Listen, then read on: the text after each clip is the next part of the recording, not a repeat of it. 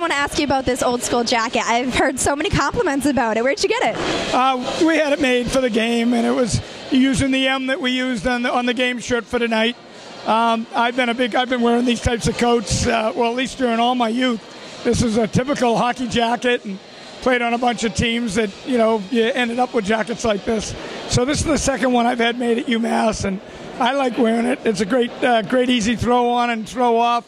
It's like a layer of clothing. It was perfect for tonight. Oh, it was very fitting. Many compliments. All right, so this game, goal for goal in the first, goal for goal in the second, third, no scoring, OT. What a critical goal that was. 22 seconds left. Talk about that. Well, the big thing was getting through the kill, that 5-minute penalty kill, and how we were able to deal with the stress of that and having enough bodies to be able to give us the energy. And then the power play came, and we still had a timeout remaining. We utilized the timeout.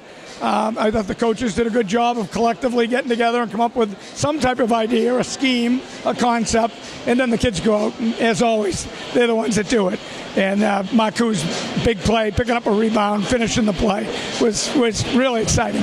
Yeah, and those guys were really worked hard, like you said, because they were penalty killing constantly. Do you think that affected this game at all and the momentum of the play? Well, there's no question that they had to keep a focus on the task at hand. And it honestly felt like a Red Sox game, and you're in the 11th inning, Big Poppy's up, and he knocks one out of the park.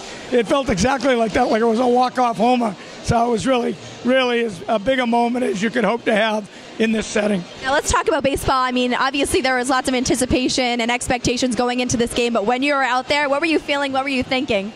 Well, during the game, it was all about the hockey. It's amazing how the guys, and certainly the people that work with me, just kept it between the glass, and it was treated just as any other Hockey East game would be treated. But when you were walking away from the bench area, or we were practicing yesterday, you couldn't help but think of all the great athletes that have been on this field. And, I was walking towards center field and thinking of the Freddie Linds of the world, and some of the Joe DiMaggio played there. And we're in the visiting locker room, and Mantle and DiMaggio and Johnny Bench, and you can go on and on and on with the names that have been in that same locker room. I think gave me goosebumps.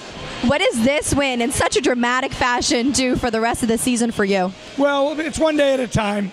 It certainly is an experience that we should be able to draw from. I thought both teams played very hard. I mean, Vermont came and put their best foot forward and really created a lot of problems for us. I think that's the intensity of the event. I'm sure this next game, Maine and Hampshire, will be the same type of game. So, the team gets, when the hotter the competition, the more heated the competition, obviously the better the growth is in the team's development. So we can't help but improve as a result of that.